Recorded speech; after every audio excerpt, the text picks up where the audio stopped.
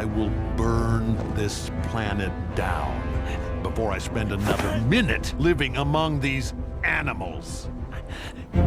Today, we will journey into the minds of superheroes like Homelander and Omni-Man to discover our own self. It's because deep down, there's a part of you that is still human. No.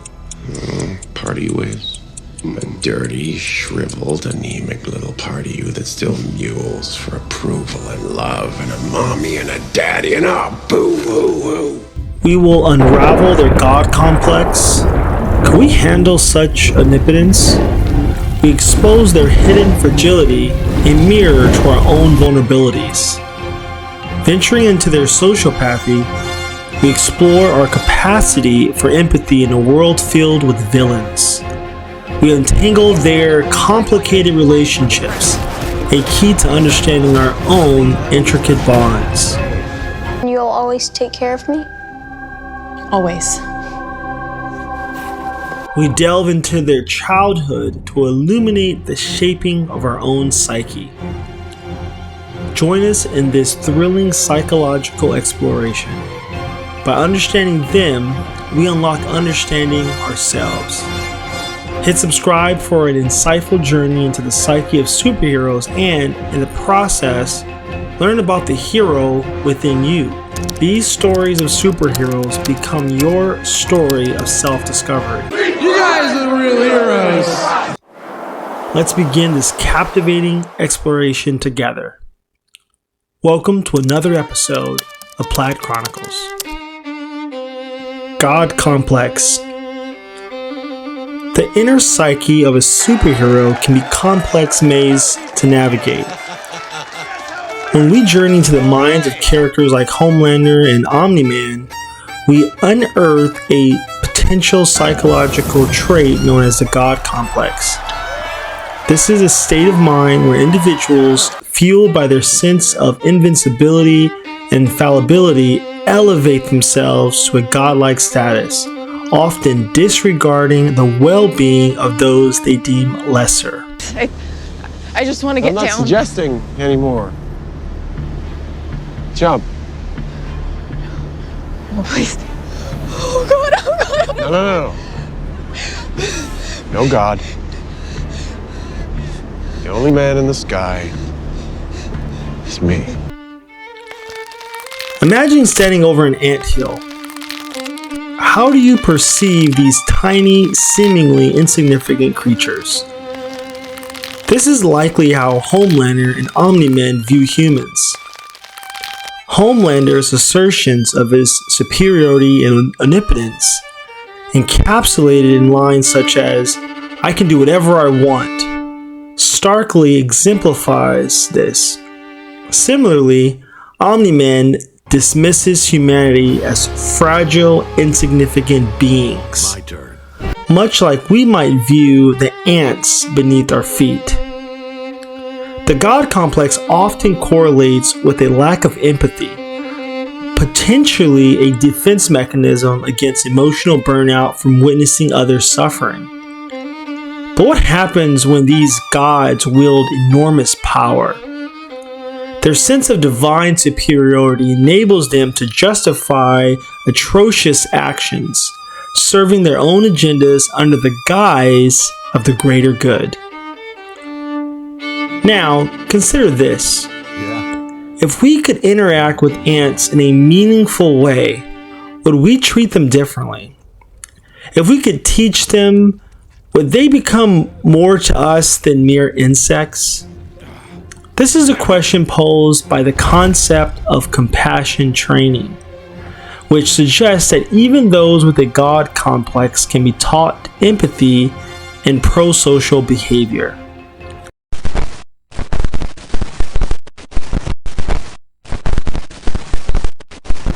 But would such interventions work on superhumans like Homelander and Omni-Man, who believe they are gods among ants? As we explore their God complex, You don't seem to understand. Earth isn't yours to conquer. we must ponder on the balance of power. the thin line between heroism and villainy, and the weight of unchecked self-importance. It invites us to question, if we were in their shoes, would we see ourselves as gods or as caretakers? And how would we wield our power? Fragility. As we continue our exploration of Homelander and Omni-Man's psychology, let's delve into the concept of fragility. Although they might appear invincible on the outside, most characters exhibit signs of a core fragility that seems to drive their actions and decisions. Consider for a moment an egg. From the outside, it seems whole, unbroken. But apply enough pressure and it cracks, revealing the vulnerability within. This metaphor of an egg can be used to understand the hidden fragility of Homelander and Omni-Man. In The Boys, we see Homelander's fragility manifest in his desperate need for approval and adoration. It's most evident in Season 2, Episode 5 at approximately 34-minute mark. Relax. You don't speak for us! You don't speak for us! You don't speak for us! You don't speak for us! You don't speak for us!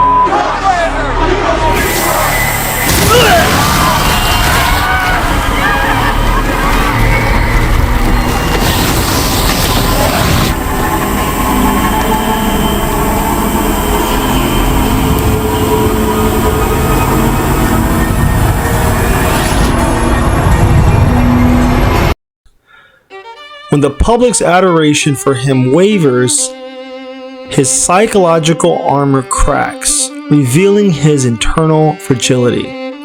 His fear of losing control and adoration of the masses sends him into a spiral of destructive behavior. Over in Invincible, Omni-Man's fragility isn't as visible, but it's just as present. His fragility lies in his deep-seated fear of weakness, a trait inherited from his Viltrumite culture. In Season 1, Episode 7, around the 42-minute mark, we see his determination to avoid vulnerability push him to brutal lengths, even harming his own son. These instances of fragility offer a new dimension to these characters. While they are superhuman in their powers, their emotional vulnerability is all too human. It's this paradox, this dichotomy between physical invulnerability and emotional fragility that makes Homelander and Omni-Man such compelling characters. However, their fragility raises questions. How does this fragility influence their actions? How does it shape their relationships with others? And perhaps most importantly, how does this fragility reflect our own vulnerabilities? As we conclude this segment, we'd love to hear your thoughts. If you were in Homelander's or Omni-Man's shoes,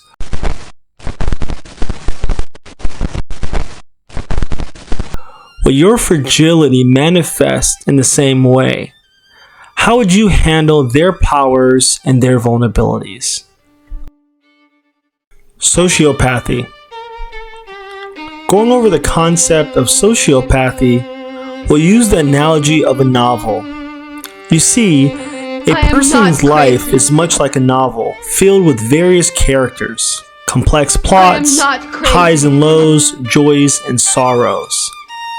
Now imagine reading a novel with all villains and no heroes, where empathy and social norms are missing, replaced with bold, disinhibited, and egotistical traits. That's the story of a sociopath. In the TV series The Boys, Homelander is like an author who writes a chilling narrative, a story devoid of empathy. A stark example in Season 2, Episode 3, around the 29 mark, he nonchalantly uses his heat vision to bring down a plane full of innocent people, showing a profound absence of remorse. His story is one of destruction, not protection. Switching to Invincible, we see Omni-Man scripting a similarly terrifying tale. In Season 1, Episode 8, around the 47 mark, he beats his son Mark almost to death, ignoring Mark's pleas for mercy. It's a narrative devoid of the parental love and empathy one would expect in such a relationship.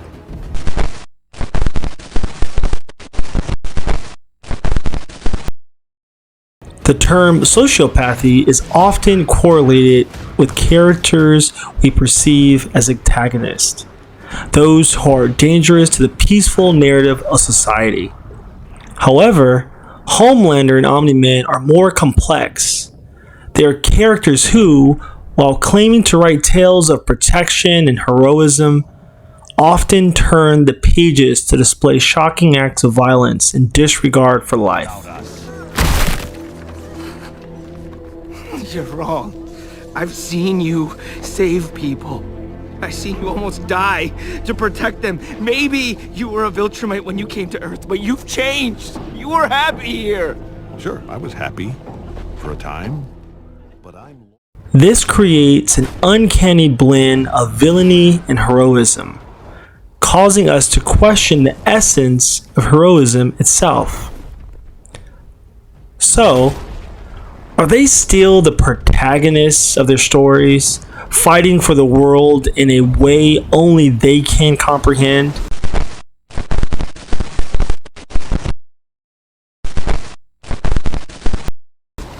Or are they antagonists, cloaking their destructive acts under the guise of protection? It's a fascinating exploration of the psychology of these characters. As we wrap up this chapter, it's worth pondering. If we found ourselves as authors of such narratives, how will we write our story? And how does the presence of sociopathy in our heroes change our understanding of them and perhaps of ourselves? Your thoughts and insights are invaluable, so don't hesitate to share them in the comment section below. Remember, each one of us is an author of our own story. It's the balance of our characters, the empathy and the egotism, the heroes and the villains that determines the kind of narrative we create. Let's strive to write a story worth reading. Pathological relationships. Our next exploration takes us into the tangled web of relationships that these two characters, Homelander and Omni-Man, weave. Like a puppeteer pulling strings, the dynamics of these relationships often reveal the character's true colors. Have you ever tried to untangle a knot in a piece of string? Sometimes, the more you pull, the tighter it gets. And other times, a single tug unveils the whole thing. Relationships, especially the pathological kind, are a lot like these knots. In The Boys, Homelander's relationships act as these intricate knots, revealing his narcissistic tendencies. Take his connection with Madeline, Stillwell.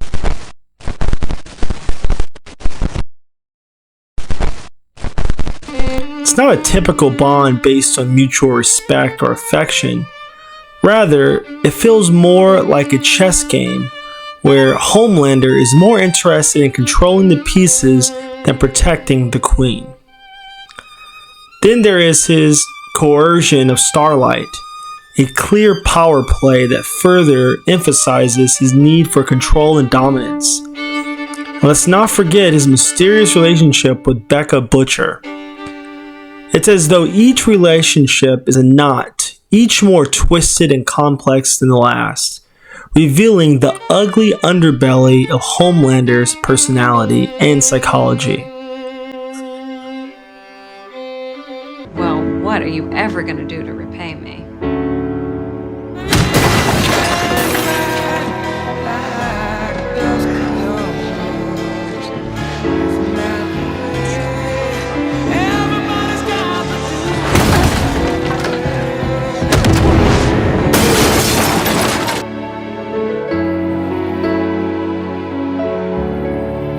Switching gears to Invincible, we witness Omni-Man's pathological relationship with his son Mark. For the first time in your life, I'm telling you the truth.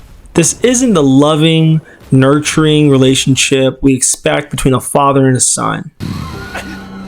Abby, I need to save them. No. Maybe this time you'll learn.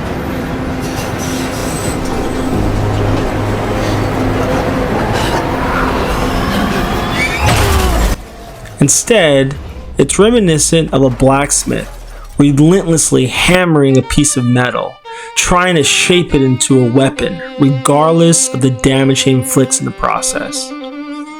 Omni-Man disregards Mark's feelings, treating him more like a tool for his species rather than his son. These relationships are, without a doubt, deeply problematic, even distressing. But they provide a crucial look into the psyche of Homelander and Omni-Man. They reveal how these characters perceive their connections with others, not as bonds of affection, but as means to achieve their ends. You love me. You love Mom. I do love your mother, but she's more like a pet to me. A pet? This is the only way, Mark. Don't touch me. Calm down. I will not calm down. This is insane. This is my home, and I won't let you destroy it. You don't know what you're saying, and I can't let you interfere. So it's worth asking, are these relationships a reflection of their superpowers, amplifying their inherent flaws? Or are they simply manifestations of their individual personalities, their narcissistic and sociopathic traits? And here's another thought for you. If you had these powers, how would your relationships change?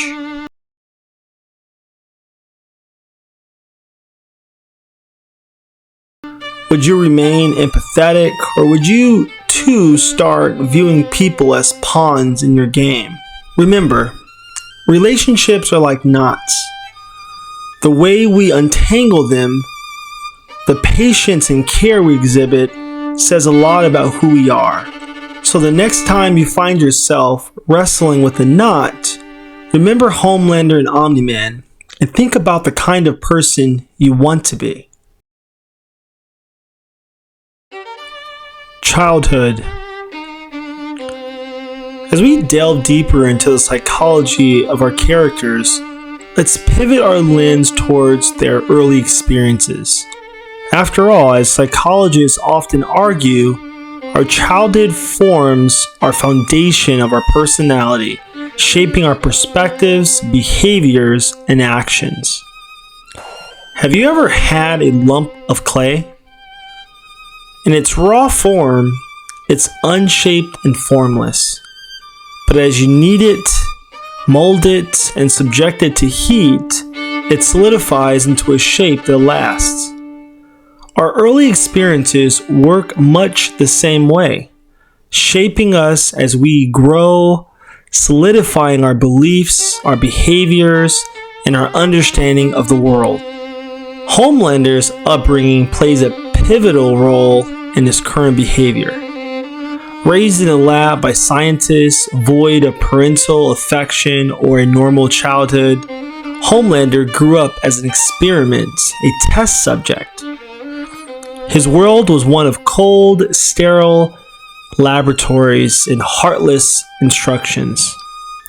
Could this environment, devoid of warmth and genuine human connection, have shaped his inability to form healthy relationships, his need for control, or his detachment from the value of human life?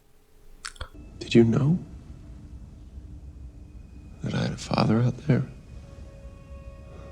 Alive this whole time?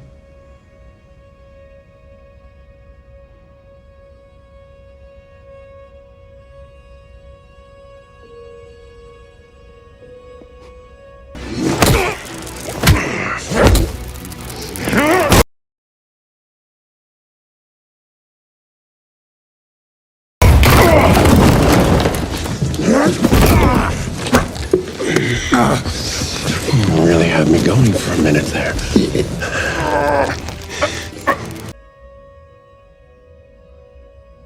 It's a disturbing thought, but one worth exploring. Switching over to Invincible, Omni-Man hails from Vultrum, a planet with a brutal culture where only the strong survive. From a young age, he was conditioned to believe in the superiority of his race, viewing others as weaker or lesser beings. This brutal survival of the fittest upbringing likely influenced his view on Earth and its inhabitants. Could this be why he seems to have little regard for human life, views his son as a tool, and deems his violent actions as necessary sacrifices? The childhood experiences of Homelander and Omni-Man offer a fascinating, albeit disquieting, perspective into their psychology. Their paths aren't excuses for their actions, but they do provide a lens through which we can understand why they behave the way they do. The question then is, are we doomed to be shaped by our past, or can we overcome it? And if we were in Homelander's or Omni-Man's shoes, would our choices be different?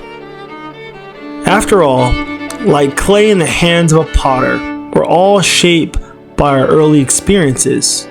But unlike clay, we have the ability to reshape ourselves, to learn, grow, and choose who we want to be.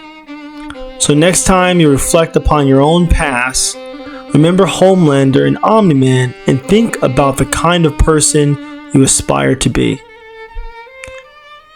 And there you have it. Another fascinating exploration at the intersection of pop culture and psychology here on the Plaid Chronicle channel. But our journey doesn't end here. We have a plethora of content ranging from business insights, investment trends, to deep dives into human behavior. Your thoughts, insights, and questions enrich our community, so don't hesitate to share them in the comments. And if today's discussion piqued your interest, we invite you to explore other episodes for intriguing discussions. Knowledge is power, and each episode is an opportunity for growth. So join us next time as we continue to unravel the complex tapestry of our world. Until then, stay curious, stay inspired. See you next time on Plaid Chronicles. Thank you. Take care.